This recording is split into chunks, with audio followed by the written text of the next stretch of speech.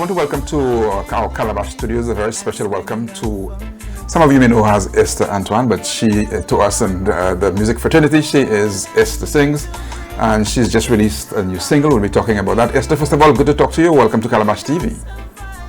Thank you. Thanks for having me. I'm very happy to be here. All right, good. So I know you've put out this new release, and things are happening for you. It's been keeping you a little bit busy in terms of interviews and conversations and appearances and so on. But let us talk a little bit about Esther herself. Give us a short background into your history in music. All right. I started singing around 8. My father used to be singing with his guitar everywhere, and he had that big voice. Wherever when he opens his mouth, it's like you would be like, let's say you're in Newport and you're in Castries, you would hear his voice. So he used to be playing his guitar, do go to studios, I understood, and stuff like that. That was back in the days. And I used to see my father play his guitar and sing and stuff like that. And we as little girls grew up, dancing to his music and stuff like that. And as I grew up a little older, we started with my sister and myself, started singing, at churches and stuff like that. And then I took it to be doing backup vocals with some bands I don't even remember. It's been such a long time. At the hotel sometimes, until I decided that I was going to travel and wanted to take my music to a bigger level. Okay, so Esther, for those of us who may not know, who's your dad? And you mentioned church and so on. What community did you grow up in? Okay, I grew up in Old Victoria Road, Castries, and I used to go to there for SDA Church. I was raised as an Adventist. I still believe in the faith, and that's the community I was raised in. And you said your dad he played the guitar and so on, and he used to play all over the place. So who's your dad? Yes, my dad is Gregory. Everybody know him as Gregory Smith, but I had to dig in with my family and find out what was his strict name, his musical name. And they said, well, they know him as Siwenis. So Gregory Smith Siwenis, I am here. I am your daughter, and I'm happy to be your daughter. And then I'm happy that some of your skills, I got to have that also. So did you play the guitar as well? Musically, with the guitar, I tried the guitar, I think I prefer singing instead. I like performing. I like to sing, and I like to, and when I sing, the passion that I put into the music, gravitates people. So performing is one of the things that I really love to do. Yes. Mm-hmm. At what point did you get involved in writing? Do you remember the first song you tried writing and what influenced it and so on? Okay, in writing, I did If I Ever Love You Up. When we grow up, we get to a certain age, and then, in our personal lives, sometimes we go through certain things, and I'm like, okay, I want to write this song, If I Ever Love You Up. and this is how I put this song together, singing to, somebody that I really do care about and love, and that's how I put this song together. Saw you passing my way last night, said hello and I replied hi. Since that night you're always on my mind. If I ever love you up, boy, I'll be giving you all of my time. You could call on me day or night. So did you ever record it, or you just had it down as your first song and you move on to your second song? No, all my songs are recorded, all my songs are distributed, all my songs are all over. You could just go on just pull up Esther Antoine, you're going to find my music on all the digital platforms. I make sure that my music is registered and distributed out there. Since you mentioned it, just give us an idea of the platforms. I know we'll repeat it towards the end, but just let us know where we can find your music. Yeah, you could find my music on YouTube, you could find it on Deezer, you could find it on iTunes, you could find it on Spotify. You could find it on Instagram. You could find it on. It's just so many, so many. So give us an idea. What are the subjects and the themes that influence your music? Because we know, there's been a lot of ups and downs in life and so on. Have those influenced what you write about? Oh yes. My latest release is no. First of all, I did Ceasefire. That is if I ever love you. Ceasefire. When I looked around me and I see people killing, the killings and the guns and the children going to school with guns, and we have people robbing people, all that kind of thing. So it just made me think, well, I need to write about this and put it into music. Children are the future, so protect the next Obama and Martin Luther. Ceasefire, ceasefire, ceasefire, yeah. Put down your guns and ammunitions. Look at my condition. Ceasefire, ceasefire, ceasefire, yeah. Control is senseless killing on our youth today. And also with my new single, I Want to Live. Imagine with all of those guns and it's being pointed at you, and if your hands up here, hey, I want to live. I don't want to die. You understand? And when I look around me, I see, with the coronavirus, people are dying. People want to live. I want to live because I've gone through so much in my lifetime that many times I'm like, sometimes I feel I can't do it. But when I look around me and I see, there are people who are less fortunate than I am, I see that I am very blessed to be here. I have my children, I have my family. So it gave me, that zeal for me to want to live. And this is when I put my pen and paper together and I said, I have to write something about I want to live. I suffered two brain aneurysms, and I survived it. And this is one of the biggest reasons why I really wrote this, because it's like I could have been dead, because it was a 50-50 chance for me. It's either I do it now or I wait, and then a lot could have happened. I'm on my bending knees, asking God for me to live. For the devil around my throat, oh Lord, I need to breathe. I'm a woman in need of survival. Dear Lord, I pray to you for your constant revival. I want to live, oh Lord, I want to live. I want to live, dear Lord, I want to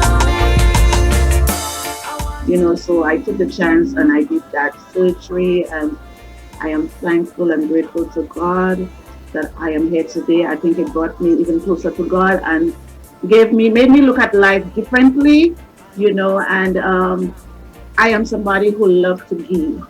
I would just give and just give what I don't have, so I just look at life differently and just feel like I just need to do a lot of charity, and I need to be more of a loving and giving person, because I am here today to talk about how I survived, and this is where I want to live came from. Yes. Excellent. You spoke about your children earlier on. You've also suffered loss as well. How did that impact you and your music and you personally as well? Oh, my children are doing well. I have an older daughter that came up with me to America and stuff, and she's doing quite well. My kids are supportive of me. My family are supportive. So I'm getting all the support that I can get from them, and it's like, mommy, you're a celebrity now. I'm like, hey, listen, I'm doing what I'm supposed to do, okay? I'm doing what I like to do, So I love that my kids are here. They give me the support to have me doing better, doing more, and hopefully that maybe one day somebody, one of them in my family will, be playing the guitar like my father, and one would be singing like me. We know there's been a lot of ups and downs in life for you, and that also included some loss in your family as well, your son. Could you give us an idea how did that impact you personally, and how did that also influence your music? This is a tragedy I will never forget. One day I just left, gone and register my daughter to college, Medgar Evers College, and then when I went to register her, I got a call telling me that my baby is not breathing. So I'm like, what? My baby not breathing? I let him do it. He was fine. And so I had to rush home and everything. By the time I get there, I had to go. Actually, I had to go straight to the hospital. My baby was brain dead. Can you imagine how it feels to actually leave your child at home alive? And and you have to come home and don't find him there.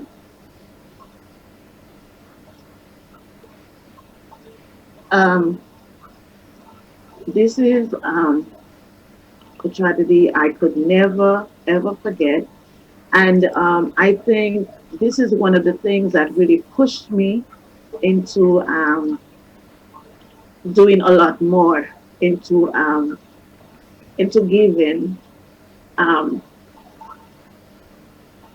he was my only son at the time, and it's because of carelessness, because of a faulty crib. Um, how could, and I what really came to my mind was, how could they actually sell a crib, put a crib out there where million of people will buy, and those cribs are faulty? You know, the mattress in the crib, I think, was a little bit too small. The way they put it, it was like too small. So what happened? The baby slide on the side of the crib, and he hang. We found him hang between the mesh and the board. So you know how that would have been. And the worst thing was, my other children were there to see that. So it's been very hard for us. Very hard. It's been very hard for me. And I believe that is one of the things that really made me more sick, because I took it on very serious, and it really hurt me, because this was one of my children that really did love to really breastfeed. So I really grew really close to that child, and my only boy. So this is something that really took me, and kind of made me stronger. Kind of made me stronger, kind of made me look at life differently. So many thoughts and stuff that came to my mind, Esther. You can't do it. You will not make it. Or I don't need to be here. There's no reason for me to be here. It was very hard, and those thoughts come into my mind a lot of times. Off and on, I get those thoughts. But I pray about it, and I thank God for my strength. When I tell you Esther is strong, there aren't a lot of people that's very strong like me. I am very strong, and I am so proud of myself. And I want a lot of our women out there to have that strength, no matter how things might be difficult. We have to keep the faith, because, one day, just put in your mind that one day it will happen for you. And I believe a lot is going to happen for me. Because you see, when you have a good heart and you have a giving heart, a pure soul, that is what, I think where you as the individual are going to go far. Okay, Esther, so you call yourself Esther Sing. You mentioned you're strong. I thought probably Esther Strong would be a good name as well. But you chose Esther Sing, Esther Sings. What influenced the selection of that name? My father. I just love this man. My mother sometimes don't want me to talk about him, but I always tease her. Just like, you make the man move in his grave, just keep moving in his grave. You keep talking about him like, mommy, if daddy was here, we would be out doing things, and maybe we'd be having a glass of wine or something to drink, But Esther Sings, I when I do go through problems and I go through stuff, I sing.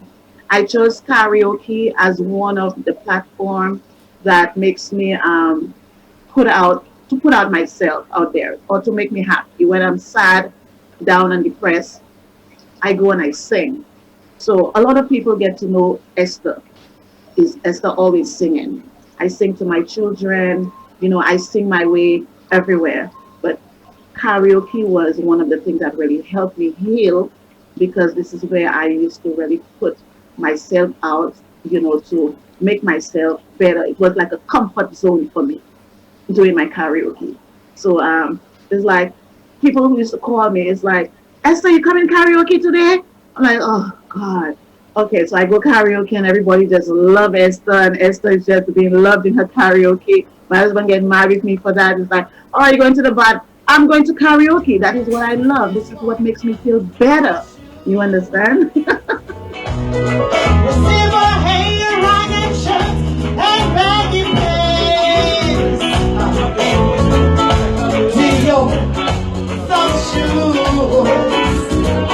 Well, Esther, thanks for giving us a clear purpose for karaoke. We were wondering what exactly was karaoke for, but at least you've showed us that it's of some value to some people as well. Yes. Yes. Well, that's good to hear. Okay, so you've put out this video and you've explained to us exactly what it is about and so on. So I suppose once you're a musician and you're a singer, you're a writer, you keep writing and singing. So there's no need to ask you whether you'll continue. I'm sure you will continue. But give us an idea of what kind of projects you're looking at, later this year, into next year, and so on. Okay, I'm looking to do more positive music. Some people tell me maybe you should do soca. I don't know. I really want to do positive music. I want to do reggae. I love reggae. To me, reggae is more soothing. You could put out more into your voice and stuff with reggae, and I see myself doing a lot of music. I see myself traveling, doing music, but I think I want to stick to the genre of reggae. I may do some Christian music, gospel music, but maybe even in a reggae format, So yeah, I think I'm willing, and I am really going to make it, and I'm going to make sure that I'm going to make my people proud, St. Lucia proud. Not a lot of people know about Esther. We're discovering who you are, but yeah, certainly. But Esther, I think you've done at least one song that has a kind of calypso vibe to it. Am I correct? What, the extempo? I think I did an extempo. Yes, the extempo, yes. I was listening to it this morning. I'm like, wow, that was pretty good. Why did they put that out there? Good, yes. Mm-hmm. Coronavirus, and it's killing all of us. The way that I see people dying, yeah, the government, they all lying. Young and old, yes, we need to know that the virus can let us go. Yeah, Lord, I'm praying every day to get the virus out of harm's way. That was pretty good, yeah. A lot of people tell me I have the calypso voice. I have the stage performance, because I could perform, and I tell you, you would be mesmerized, to see me perform. But I just want to, I don't know if it's because, when I lose my baby, I just get that calmness, and I just have that inner peace. And I just want to do stuff that more would do positive things, or bring out more positive messages out there, than for me to be out there shaking my butt or whining and singing soca.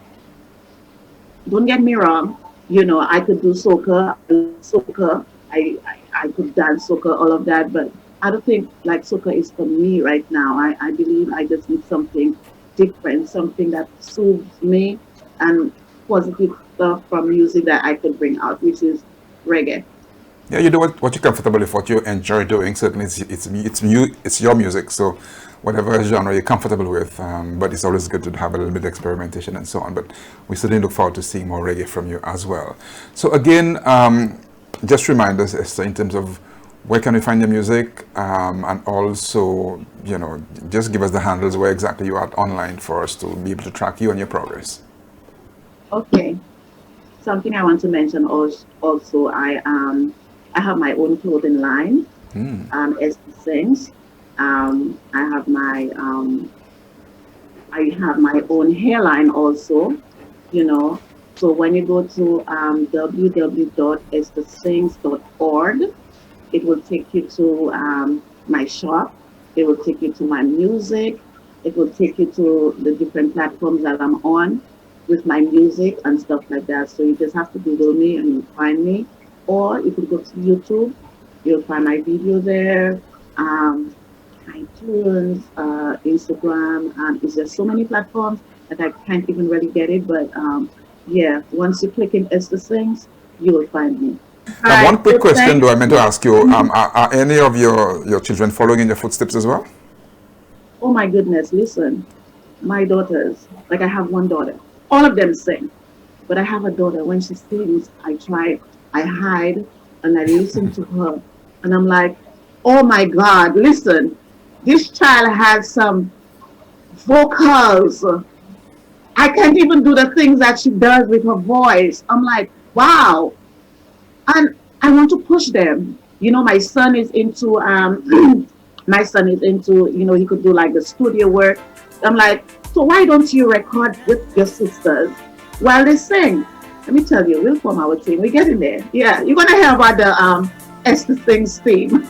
Definitely, I'm happy to hear that, and good luck to your daughter and also your son, who is obviously, like you say, in music production. So let us wish them all the best and look forward to seeing some exciting projects from you and your family as well. Thank you so much. Thanks for having me. I appreciate everything. All right, thank you, Esther. All the best.